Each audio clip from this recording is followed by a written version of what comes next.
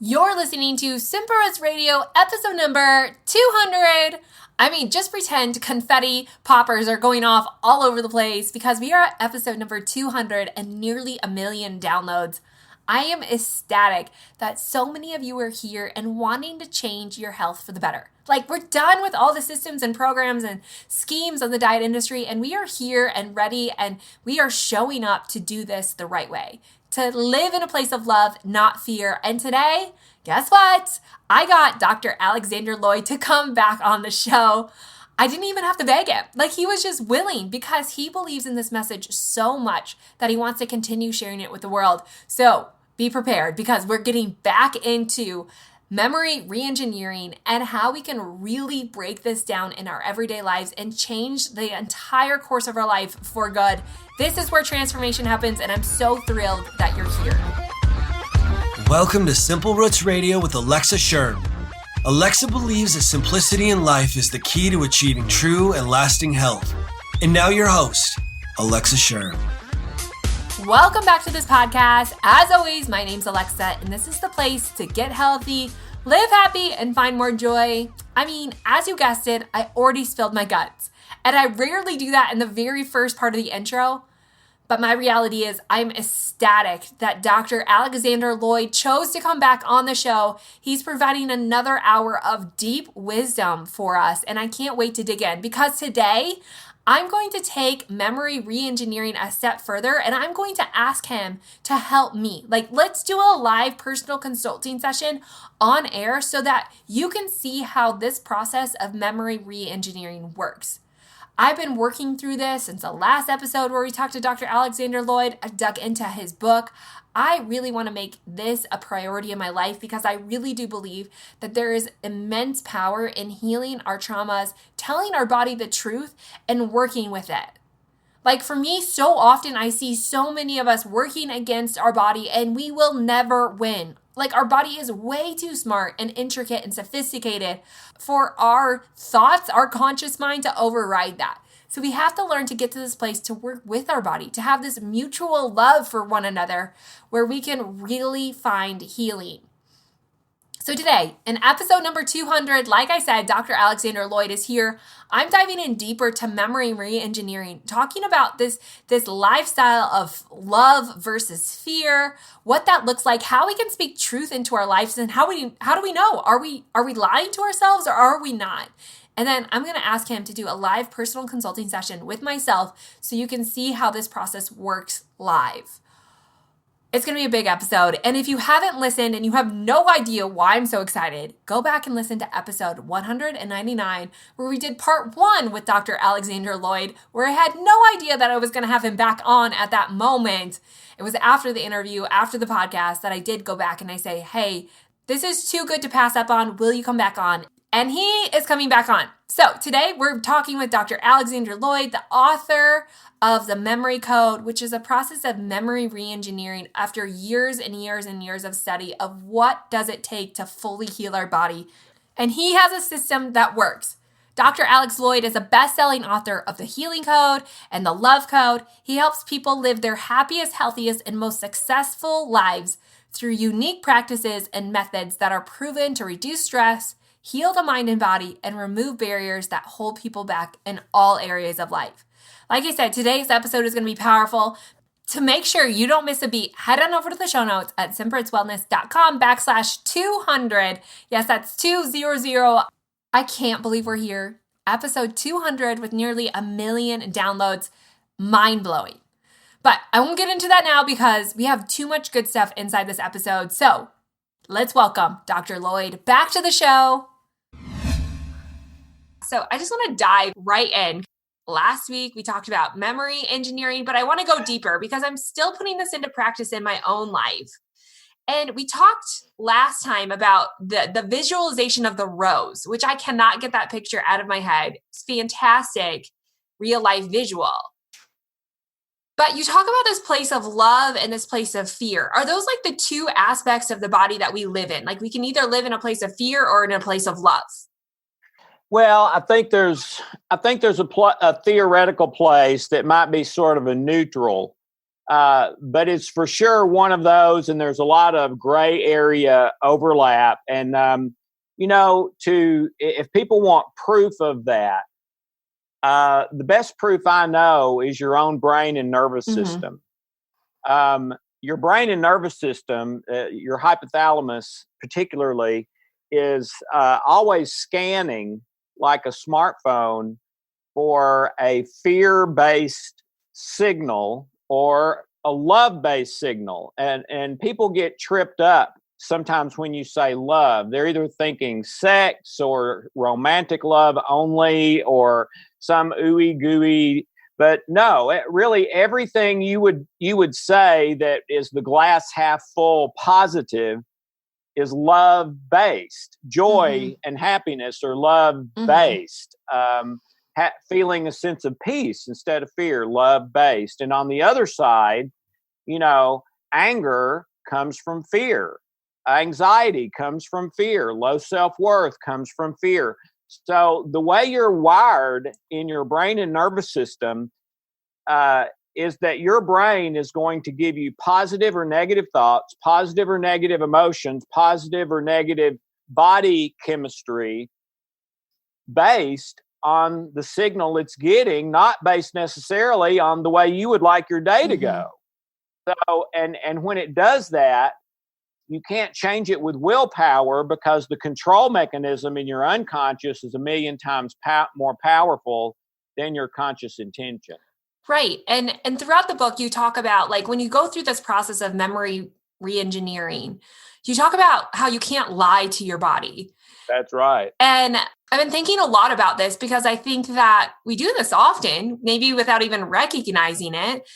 And so how do you, like, when you're going through this process, how do you know if you're actually stating the truth or if you're just stating something that you want to believe in? Yeah, that is a fantastic question, Alexa. Let me start with an analogy.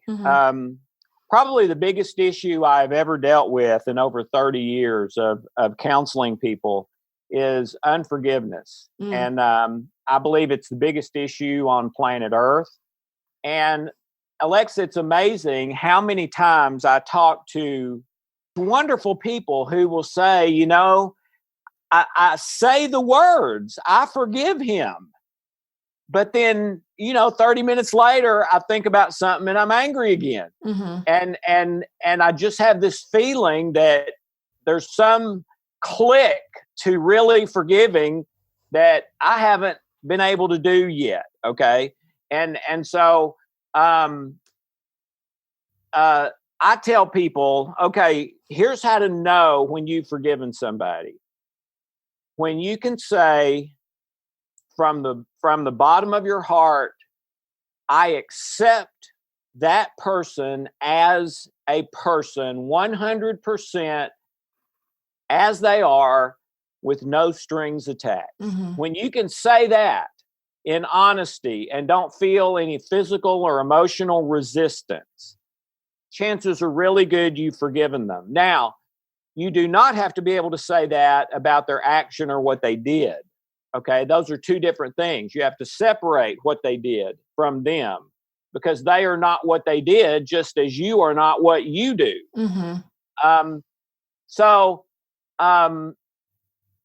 think we all have a feeling about that. My friend Dr. Bruce Lipton, in his wonderful book, The Honeymoon Effect, he says it's a vibe, and we have to sort of first of all, just listen and be willing and be quiet and be aware to start plugging in to my vibe for things like that says, yeah, you've let it go. I do accept him as a person. I'm not holding that against him anymore.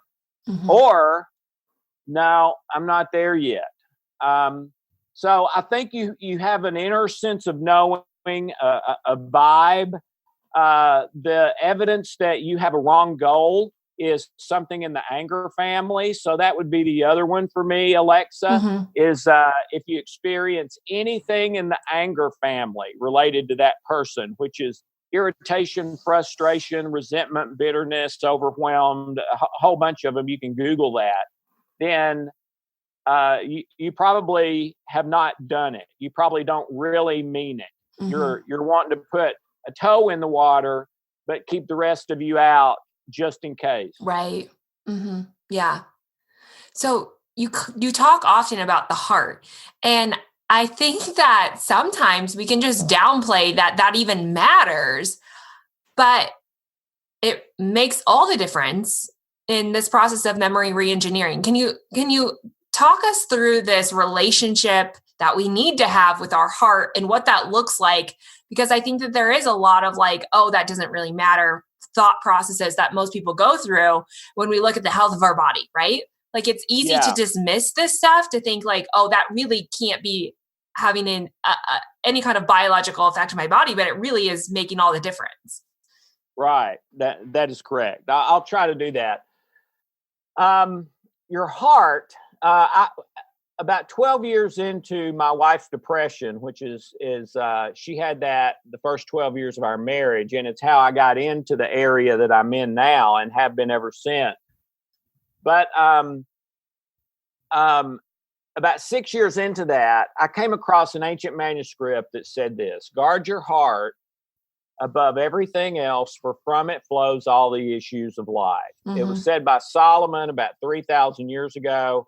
And I asked three scholars, what does this mean? Does this mean, what does it mean, issue of life? Does this mean this is where cancer comes from? This is where depression comes from? This is where money problems and not being able to succeed comes from? Every one of them came back and said, it means anything you can name. So I started looking for, okay, what is the spiritual, not religious heart? And is there a way to fix that? Okay, those problems. And the problems there's several pieces. Here's the next one. And I already said this. Your heart, what I call the heart, science calls it the unconscious, the subconscious, and your conscience.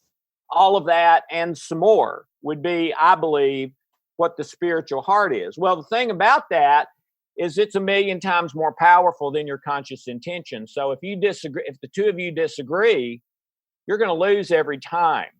One of the most astounding studies caused National Geographic to do a special edition. It was called The Owner's Manual for the Brain. I've got it here in my office.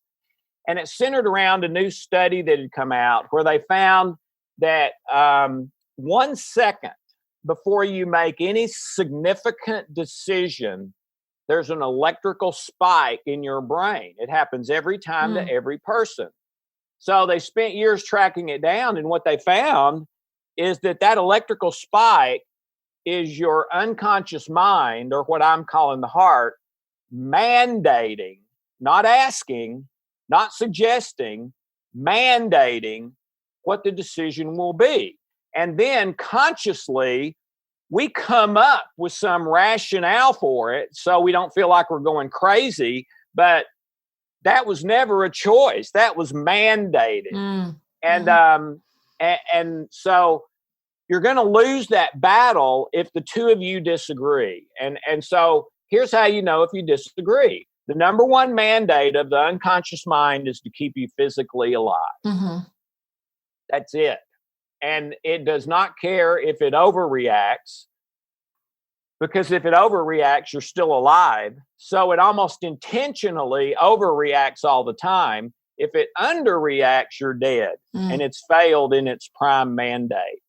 So what that means practically is if you have not healed these issues in your life, you are walking through your day in, day out, prioritizing not physically dying today. And, when I ask people, Alexa, is that how you want to go through your day? Is that how you want to go through your life, rather than focusing on loving your kids and your significant others and doing great at your work and making a difference?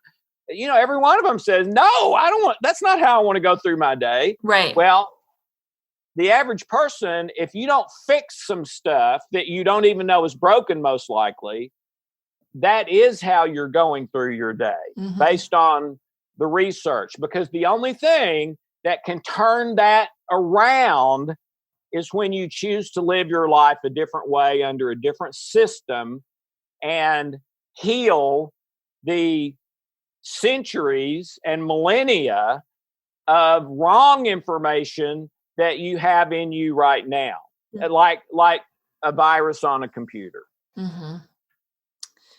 Yeah, I think it's fascinating because when I was thinking about all this and reading through the book, all I kept thinking about is how we villainize so many things that our body does out of sheer necessity and love. Like, I think we look at weight and we think it's the end of the world, but your body really put the weight on out of an act of love to keep you alive.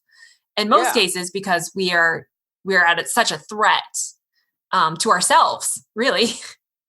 Right. But the key to that, to me, Alexa, my good friend, Dr. Carolyn Leaf, who wrote the best-selling book, Who Switched Off My Brain, we don't have any mechanisms for the negative. So number one, if you think something negative is going on, number one, you may be wrong about that. What you think is negative may actually be positive.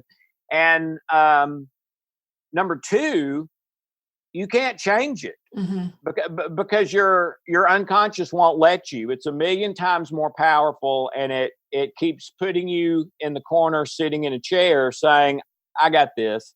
But the way it's got it is to prioritize fear over everything else. I had an interesting thing happen, Alexa, one time that's a really good analogy. I went through an airport.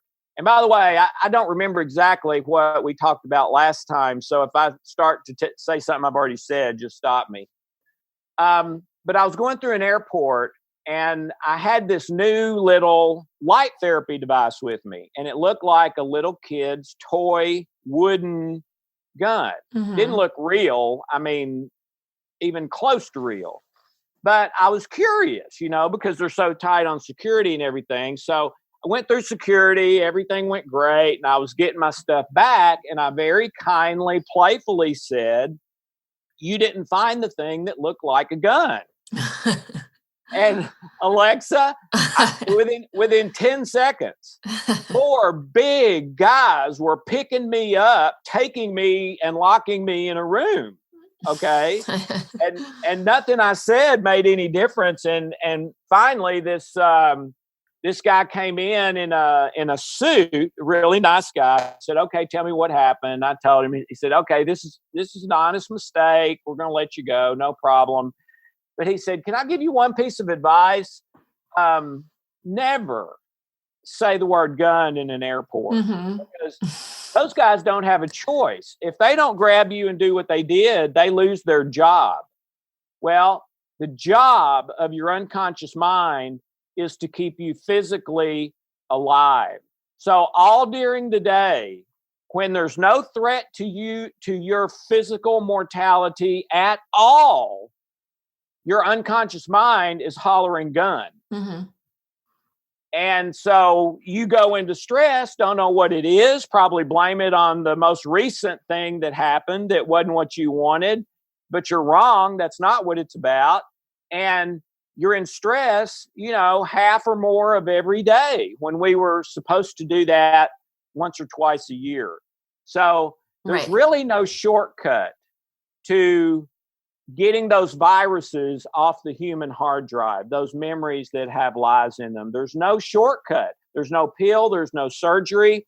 And if you don't do that, nothing else is really going to work long term. So memory engineering is a way to develop a relationship with your unconscious mind. And it's really not that complicated. Think of someone that you want to have a fabulous relationship with for a long time. What do? You show them respect. You tell the truth. You ask questions, you converse, but all of it is respectful and with honor. And in a nutshell, I mean, there's some do this and don't do that, but in a nutshell, that's it. So if you develop this a mutually beneficial friendship type relationship with your own heart, then the unconscious mind will start changing how it does things. Mm-hmm. And it's amazing. And then you start working together, not against yourself. You know what's going on. If something comes up, you can fix it. And your health starts to get better. You start to succeed where you failed. And it's not that, I mean, you always could have done that. That was always in you. You were just being held back by these human hard drive viruses, which are memories with untruths in them. Right, right. So you kind of talked about how like we often relate it to the stress that's right here, right now, but it's not really that at all. It's based on our memories, right? So like, for instance, say something happens today that triggers a past memory that can start to create a health cascade, or, you know, just because we're in a health podcast, something to your health, like a health crisis could start, not because something happened today, but just because it triggered something that has happened in the past. That's correct. Over the last 20 years, I've asked over 200 medical doctors a question. If your immune system is working the way it's supposed to, can you get sick? Mm-hmm. And so far, Alexa, it's been 100%. Every single medical doctor has said no. If it is working perfectly, if it is working exactly the way it's supposed to, you can't get sick. Mm-hmm. Well, so then the question is, and this is the domino effect you were talking about, what turns the immune system off or down? It's not your external circumstances, unless it truly is life or death. It's your internal circumstances. Mm-hmm. It's that memory bank, which is like the computer software. But again, the problem is our software is full of viruses. Mm-hmm. So until the latest estimate I've heard, and this was even on a new movie that's on, it was either Netflix or Amazon, and they were quoting the study that about 50% of what you believe about yourself in the world is not true. It's incredible. And almost 100% of that is to the negative untrue, not the positive untrue. And it's making our heart or mind, if you're more comfortable with that, too negative to function the way it's built to function. Mm-hmm. Isn't there an old wives' tale that no one ever caught a cold falling in love? Yeah. Right. Yeah, right. Yeah. Like it goes back to that too, right? Like if you're even if you get a cold, it doesn't matter. I mean, I can stay up all night. I can run 100 miles. I can go without sleep for days. It doesn't matter. Mm-hmm. Yeah, that's right. Yeah. And when you're working correctly, that's exactly what's happening in the brain. The hypothalamus is picking up a love-based signal from your software. And so it flips the switch that causes the release of oxytocin, endorphins, peptides, positive thoughts, positive feelings. And you can't stop it if you try. Right. It's completely effortless. Mm-hmm. Yeah. It's a powerful force. Obviously controlling our body. Now we kind of talked about the memory re-engineering in the last episode, but I want to take a little bit deeper dive because I went through the book, I started putting this into practice, and I wondered, I don't know if this is possible at all, but could we do a little breakdown? Like, could you walk me through how you would do this with someone on this podcast? Sure. So like, for instance, because this is a health podcast, so I don't know if you want to do it personally to me or whatever, but like, just, a lot of people are like, why do I have these weight problems? Or why can't I lose the weight? Like, where would you start with that? Well, I think the first thing I would ask you, Alexa, is when you think about that, not being able to lose the weight and wanting to, what do you feel? What's the biggest negative emotion or feeling that you feel? Frustration? Anger? Yeah, that's cool. Mm-hmm. That's cool. All right. 0 to 10, how much frustration? 0 being none, 10 being most possible. And I'm sure it changes some, but 8 on to average. 9. 8. Oh, wow. That's big. Yeah. Okay. So I would then ask, okay, what is a time in your life when you felt a similar feeling, frustration, meaning up at 8 or 9? Now, not about losing weight, about anything your whole life. What memory comes up when you think about that frustration and how it feels in your body? I think one that comes to mind is I remember being very frustrated when I graduated high school, being unsure of what I wanted to do with my life. The pressure. Okay. Great. Then that's the one I would focus on. And what I would, so where would you rate that memory, 0 to 10? When you think about it and try to put yourself back in that time and place. Oh, I'd be up there, 8 or 9 still. Okay. Yeah. Okay. So I would say, okay, write down frustration, write down 8 or 9, and write down what that early memory is. Graduating from high school, not having any idea what I wanted to do. Okay. Then the next thing you're going to do is establish a relationship with your spiritual heart, or what others would call the unconscious and subconscious mind. And to me, you do it like you would do any other relationship where you wanted to build the same cooperative working environment. Hi, I'm Alexa, and I know you have been working in me my whole life for my good and trying to protect me, trying to take care of me, trying to help me be as happy as I can. But maybe the cure has gotten a little worse than the disease as far as how this weight thing is affecting my life. So I would like to work with you to heal the source and the symptoms of this.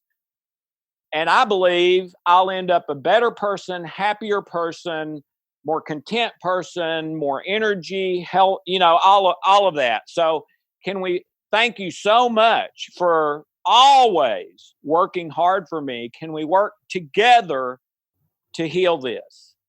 And there's some more stuff than that. And there's a number of different ways you can do it. Right. That's all in the book. It's all in the book. Yeah. But in general, and then what you're going to do is you're going to create 6 new memories. Okay. The first 2 are about the past. And what you're working on is that memory graduating high school, when you were frustrated because you didn't know what you wanted to do. So the first 2 memories would be looking back at that, healing what was going on before and during that time period. The next memory is focused on the present. The next one is focused on the future. And it's very simple to create these new memories, but you've got to do it right. It's not a whole lot of steps hard, right? But you do have to do it the right way, which is simple once you learn it. And then the last 2 memories you're going to create are to be the new default for that area. So for you, the area is frustration, number 1, and frustration over the high school thing, and frustration over the current weight issue, number 2. Okay, so right. that's so you're wanting a new default memory that anytime something in your life comes up about either frustration, that time after high school, or the time now with the weight, your unconscious will go to this memory first for instructions about what to do actually in your life right now. Not the one it's been going to, that's fear-based, that has you, eat another half gallon of ice cream, I'll start tomorrow, or whatever it is. Okay? And what happens is when you finish the process, you feel and think different about the same thing, because instead of going to that memory as the default to get instructions, it goes to the newly created memory to get instructions. And then the last memory you're going to create is one that your unconscious mind creates, that is the best default for your unconscious mind, which thinks different than we do consciously. So the last two are both defaults. One created by me with the approval of my mind, one created by my mind that is the perfect one for my mind. And so once this is completed and completed successfully, you may need to do it once.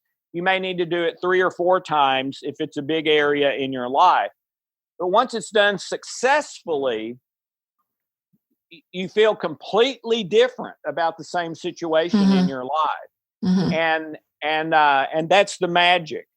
And there's 3 other keys I think I shared with you the last time we talked that are what make this work, but you've already got that in the first part. So this is sort of the back half of that. No, it makes a lot more sense now because I was missing one massive component when I was trying to think about this, like as it relates to health. And I was going back to health trauma that I felt like I had, not necessarily like, a trauma that I had the same feeling for.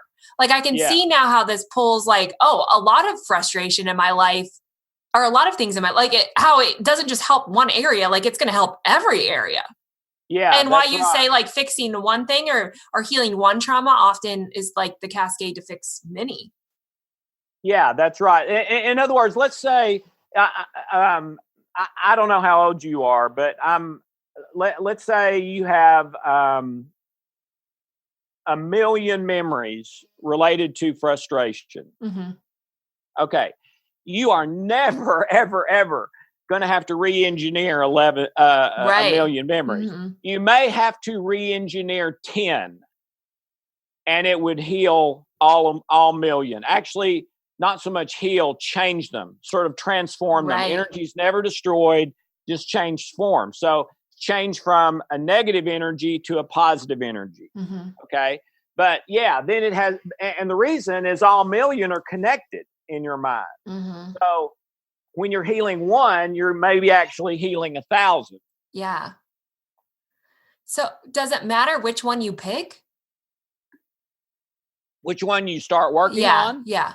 Well, I always tell people start with the thing bothering you the most. Right. Yeah. The exception to that is someone who says that is so bad that if I do that first, I think it will be horrible and I'll quit doing it because I don't want to think about it. And then I'll say, okay, no problem. Then start with something little until you feel like you can address that. And then when you can do. But in general, start with the worst thing first. That's the thing that'll make the biggest difference. Right.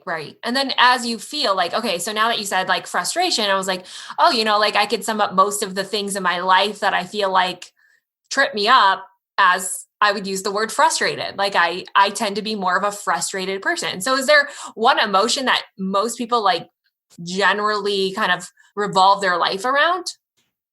Yeah, I think each person has their own favorite, if you want to. Right. And those things are fascinating to me because, for example, peace is the only one you can't fake. You can fake all the others. You can fake happiness. You can fake sadness. You can fake self-worth. You cannot fake peace. So that makes peace an invaluable sort of gauge on your dashboard to see where you are overall. But you might very well think, okay, if I'm looking at a -10 to +10 scale, where would I put my overall peace right now? Well, maybe that's a +2. Okay. But if I think of maybe my relationship with my wife or a situation at work and only focus on that, my peace goes down to -3 or -6 or whatever. So that's a real helpful thing you can use because of the way peace is. And then anger is another one. Anytime you experience anger, you are guaranteed you have a wrong goal about that thing that never should have been a goal in the first place. And so that means I need to change my goal related to that. Okay. And I mean, just Google emotions related to anger, irritation, frustration, resentment, etc. You'll get those. But then you learn, whoa, I've got anger. I'm looking for the wrong outcome here. I need to change that to one that I'm in control of, that is love and truth based. But the end result, I've got to give up. I say give up to love, because I'm not in control of the end result. I could drop over a heart attack in the next second. Okay. So even though I'm working toward that, I have to give up the end result, or it puts me into chronic stress based on research out of Harvard. And that's only if you're feeling anything in the anger category. That's right. So like my frustration, I'm focusing. That is anger. That's anger. So I'm focusing too much on the end goal. Instead, I need to like let that go. Yeah. And what I would say is change it from a goal to a desire. Okay. I desire to go to college and get a degree and then start doing this, but I know a million things could happen before I get there. So I'm going to go, apply to the school, get my classes and start taking classes, but I'm holding it loosely. I'm working toward it, but I give that end up to God, to love, because I'm not in total control of that. So my focus is in the present, the next 30 minutes in love as best I can. That's it. That's all my goal ever is. The next 30 minutes in love as best I can. I'll never do it right. I'll mess up all the time. That's okay. That's part of it. You just get right back up. Okay, the next 30 minutes in love as best I can. And so that kind of becomes your inner compass, along with the peace gauge and the anger, meaning you're holding a wrong goal that's stressing you and working against you accomplishing it. So if you're feeling like, so say someone, this is all like so fascinating to me and it makes total sense. But if say someone, okay, we're coming to the new year, right? People are going to start setting goals and resolutions. So say something in that makes them trigger a feeling of frustration or anger, anything in the anger. Then in that process, they recognize, okay, this, whatever it is I've set out to do, this is kind of like a quote unquote trauma for me. And therefore I need to go back and heal that to then come to the place of peace and desire. Yeah, that's right. So that's like a great way to go into it, being like, oh, okay, I'm angry that I'm not there yet, but I still want it to be my goal. Therefore, that's like a great starting point to start this whole process of healing and then come out the other side and say, okay, now I can just desire it. Like I can be in a healthy place, a new vision, speaking the truth to myself. And see what happens, Alexa, when you give up control of the end result, which you don't have anyway, all the stress lifts off of you. Right. And when the stress lifts off of you, your immune system starts performing at perfect levels. You start getting positive thoughts, positive feelings, much more energy, better sleep. I mean, everything starts going in a different way. And the problem with the way people try to change those things today, or for the last 75 years, really, is they're trying to change those things in a way that won't work because they're working with symptoms instead of sources. We've been told for 75, 80 years that if we fix the physiology of our body, negative thoughts, negative feelings, negative conscious beliefs, our actions and behaviors, then we can fix anything and have the life we want. Well, the failure rate over the last 80 years in doing that is 97%.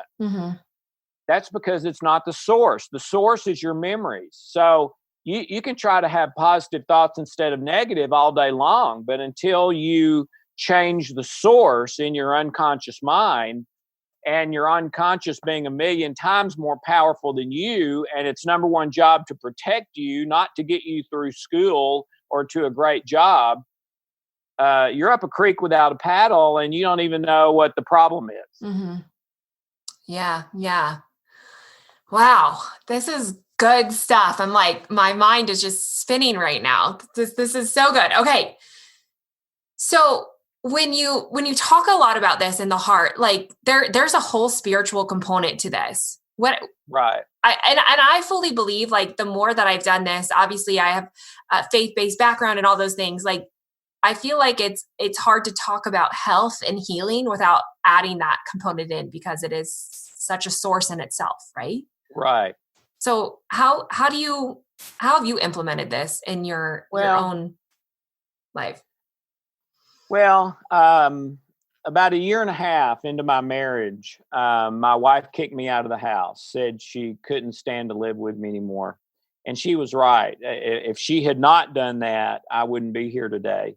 Best thing that ever happened to me, or top 5 for sure. And one of the things I realized when we were separated is I was telling her 10 times a day I loved her, but I didn't love her. What we had in really both of our minds was a business deal. I mean, I'll do this if you'll do that. I won't do this if you won't do that. Now, ours wasn't written down on paper. It was just sort of implicit. But what I found, Alexa, is everybody goes into relationships like that. And whether they write them down or not, they both have expectations of what the other person will and will not do, what their time together will be like, things that they will be involved with, things that they won't, etc.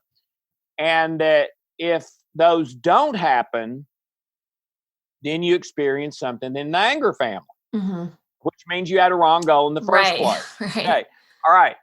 So after she kicked me out of the house, I was so messed up. I didn't even know if there was a God anymore. And my job was in full-time ministry. Okay. And so I started looking everywhere. I looked in every religious text, not the Bible. I looked at New Age. I looked at all kinds of stuff. Okay.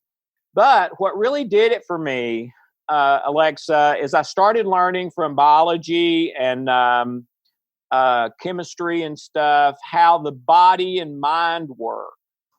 Okay. And what I realized is that the body malfunctions on fear and works correctly on love.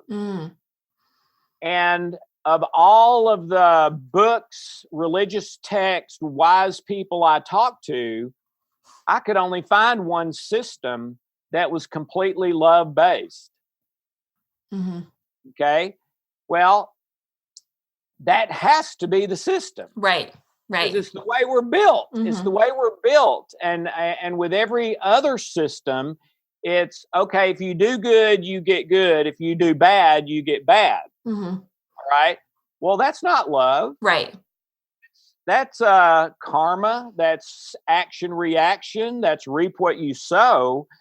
Well, the one system you can live by is natural law, which is that. And if you choose to live by it, you get to. But and 99% of people, that is what they're living. The other system is where you do good, you get good, but you do bad and you still get good. And that's called grace. And there's only one system of that I have ever been able to find. And so that's the one I live under. I'm a follower of Jesus. I do not say I'm a Christian, because if you ask 100 people what that means, you'll get 50 answers. Right. And I've got to know which is your definition before I'm going to answer that. I mean, if it's the Inquisition that killed millions of people over 400 years, I'm sure not that. Okay. But I think the spiritual component is the most important thing. And people ask me, what is the most powerful healing thing you know? And for 20 years, I've said prayer is 1 through 10. Everything else starts at 11. And that's true for me too. But I do believe that we are supposed to use good things that God put into nature for good purposes. And I believe that's what memory engineering is doing. Yeah. Yeah. I totally grasp this whole love idea. And one of the reasons that you just, when we talked the first time and why I just couldn't get this out of my mind is, in the health space, I'm just so passionate over the last few years of just talking about the source of Jesus, of like providing that hope and that grace that we can't explain, and how healing that is. And so I want to ask you something that I've been thinking a lot about. I feel like in the health space, we're very much into this fix it mentality. And you kind of talked about this, like, as long as we kind of live in this space that we have problems, we're symptom based. I love that you said that. As long as we're so focused on fixing the symptoms, we'll always miss the source. Right. And so I want to talk about like this concept of not just fixing people, but how do we teach them to fill themselves? Yeah. What is your take on that? Yeah. The second book I wrote was called The Love Code. And I used to call it the greatest principle in the world that almost nobody knows. And that's what saved my life. That started when my wife kicked me out of the house. And it is this principle of the only goal you ever have in your life is the next 30 minutes in love as best you can. Mm-hmm. And you'll never do it right. I mess up more than anybody I know. But that's okay in that system, because in that system, you do good, you get good. You do bad, you still get good. Right. Okay. So it's more about learning than it is guilt or shame or whatever. And so that, to me, that's what it boils down to, is real love versus fake love. Mm-hmm. And 99% of people I've worked with, when I get into this with them, okay, tell me how you feel about your spouse. Tell me what would make you angry. What would they need to do that would make you angry? What would they need to do that would make you say, I'm done, I'm out of here, et cetera, et cetera, et cetera. And with person after person after person, with, I mean, maybe just one or two exceptions in 30 years, it's all what I call business deal love, which means I will love you as long as you're doing what I want you to do. And what you're doing benefits me. If that ends, then our love is over, or to some extent. So to me, that's what it all boils down to. And you're right. I tell people all the time, if you use some of these tools and your cancer goes away, your diabetes goes away, your depression goes away, which happens all the time. We get letters and stuff every single week, have for 18 years. But you're living your life in fear, not in love. I don't think I've done you a favor. Mm-hmm. In fact, I may have done you a disservice, because now you're thinking that the most important thing is this tool that can help you feel better, rather than living your life, a life of love and meaning and purpose and joy and peace. And so, yeah, I think that's the most important thing, Alexa. Yeah, that's so good. It's so good. So speaking of your practice, what are some, I mean, you tell a ton of really fascinating stories in your book, but what are you seeing as people go through this, and maybe even being in contact with them years later? Like, how do their lives look different, and how quickly does it really happen? Quickly? It's different for everybody. I would say it's probably quite a bit like a bell curve. If people remember a bell curve from physics or math in elementary or junior high, for most people, you're probably talking around 40 days or less. Mm-hmm. But for a few people, you're talking 10 minutes to an hour. And with some people, you're talking maybe 6 months. Mm-hmm. And there's a lot of factors of that. One is how much resistance they have, both internally and in their life circumstances. One is how much junk they have. I mean, some people have a lot more viruses in them than others. There's a number of factors, but probably 40 days, with the short end being, a day to a week, the long being up to 6 months. Yeah. Yeah. I mean, it is. I even feel like after we kind of went through that example, I was like, oh my gosh, like I almost instantly feel like I get it. Mm-hmm. Like you almost like when you get it, like you do feel it. Right. Yeah. And the reason, people will say, okay, I did it one time and felt night and day difference, and they're celebrating and everything. And then a day or two later, it comes back, or at least that's what they tell me. It did not come back. It was just not ever fully healed, because you may have 1,000 other memories related to that memory that you don't even have a clue you have. And when you did that one, you healed 10 of them. Mm-hmm. But for it to be permanent, there's still 90 more that have to heal. Once you heal all of those, it'll go away and stay away, unless you recreate it again the way you did the first time. Right. Yeah. Yeah. Okay. So a couple of more questions that I have. Mm-hmm. You have a free handout on your website, which I will link up in the show notes. Or does that go along with buying the book? I can't remember. What are you talking about? Memory engineering? Yeah, the circle. Yeah, that's a chart in the book, and we have it on the website for people who buy the book, so they can download it for free and make copies of it. But yeah, that's a tracking chart to help you identify all the aspects of any issue that you have, and then track the progress until it's changed and you have new defaults for that, and you feel and think differently about it. Right. And it is helpful. And you're going to want to get the book so you can get all of that. But I want to know, as people go through this, obviously I had a few questions. What are some like 3 big pointers that you want to give people as they start to work through this process that you've seen over the course of the years of doing this, that maybe you just want to make people aware of, or, just to help them on this journey? Yeah. And I think that's a good question. And these are one of the more important things I've said in both of the interviews. I would say, number one, to really understand that it's not your fault. Whatever you're struggling with. And, I've had so many people challenge me, Alexa, about that over the years, saying, well, how can you say that? What if I'm a serial killer? Right. And that does not change my answer. It is not your fault.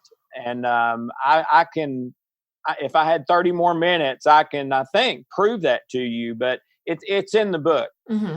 Number 2, the answer is virtually never trying harder. Mm.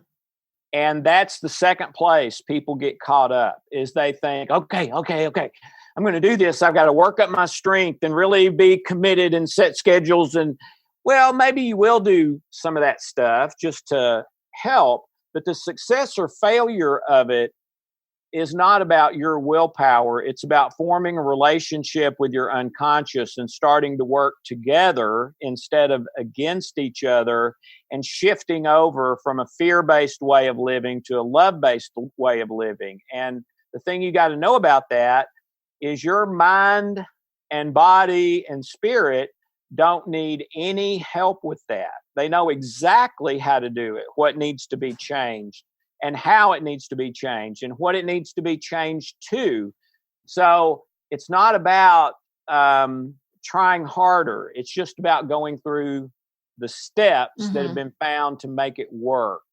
And then the last one is I talk with so many people who are so tired, Alexa, because they feel like they've tried so many things and every one of them have been a disappointment. And I would just say, no matter where you are, if you're not on your deathbed right now, I believe you can still get to your best life. I really do. And I've seen it at least tens of thousands of times, if not hundreds of thousands over the last 20 years with people who thought they would never get there. Well, they couldn't, because they were trying to do it, trying harder, and with the guilt of the current state being my fault, and some thinking it's too late for me. Yeah. Those are really great. And like you said, very powerful words after 2 podcasts to take into account in use in your life. So this is just kind of a fun question, but in the world of health and the mind space, what are some up and coming things that you're excited about to bring to people, to teach people? Well, in the next 6 months, I'm going to be releasing a new program that I'm calling Emology, the first part of emotion with ology. And the idea is sort of mastering the human condition using memory engineering, a program I released about a year ago called Trilogy, that's the top 12 energy modalities of all time in 1 3-minute process. Living by the greatest principle in the world that almost nobody knows, and using another tool that I call rapid eye stress release that keys into the power of your unconscious and the rapid eye section of sleep to change negative memories to positive. So I'm really excited about that, and we've been working hard on it, and that'll be next 6 months, next year. Awesome. And you will keep us informed when that comes out so we can make sure and jump into that and get more healing. And I would love to. Yeah. And the last question is, what advice do you want to leave us with today? When my wife turned 40, she changed her name from Tracy to Hope, because all those years of depression, the strongest thing she felt was hopelessness. And now, my 26-year-old and 19-year-old son say it best, that when they tell their friends how she used to be, they think they're lying from being around her now, because she is so at peace and loving and hopeful and happy and joyful and all that. And I think hope is one of the most underrated things in the world. If you can cultivate hope based on truth and love, and I believe you can, man, you're almost a superhero as far as how most people live their lives. So hope. Yeah. That's so good. This has been another fantastic interview. I will make sure and link all of this up in the show notes, but I told Dr. Lloyd before we got on the show that this was my favorite book that I read all year. And I read a lot of books, and this is by far the most impactful book that I've read. And so make sure you grab a copy of The Memory Code. I'll link it up in the show notes, but you can find it on Amazon, all the places that you can find books. So thank you so much for coming on the show again and doing part 2, digging in a little bit deeper. Like I said, I think these podcasts are going to change people's lives like your book has mine. Well, Alexa, it's an honor and a privilege for me. But more than that, thank you so much for what you do. We need you out there doing what you do. So thank you for making the world a better place, and keep doing it. Oh, thank you so much. I mean, I am so glad that he came back on. I hope that as you listen to both of those podcasts, episode number 199, the one we did right before this, that this process is just making so much sense to you, and that you want to jump on and do this process to help heal your body in a new way. So in order to get all the details, you really do need to pick up the book, The Memory Code. I don't push a lot of books, but this is the best book that I've read all year. So, I mean, outside of the Bible, but this is really the best health book that I've read all year. So make sure that you pick that up and go through it. Again, this can all be found in the show notes at simpritzwellness.com/200. Now, with that being said, I would love to know what you think about this. I would love to hear your experience after walking through this, doing the free download that he has, and really taking the steps to heal your body. So if you wouldn't mind, shoot me an email. I answer every single one, and I love hearing from you. My email is alexa@simpritzwellness.com. Like I said, I would love to hear your process through this. I know I'm going to be sharing more about this in the coming weeks, which, speaking of the coming weeks, next year, I am getting so pumped for what's coming ahead next year. We're going to dive into really just teaching you how your body really does work. Because I think so much of health is masking how our body actually works to inform you that you just have problems. I'm gonna break through that because I don't think it's so much about our problems as it is just teaching you how your body works so you know how to fill and nourish your body in a healthy way. So all that's coming next week. I have a solo show that's gonna break down all these big things that I've been learning that I want to share with you and why this is going to be so important before we start breaking down body systems, like what are your hormones and what are they doing in your body.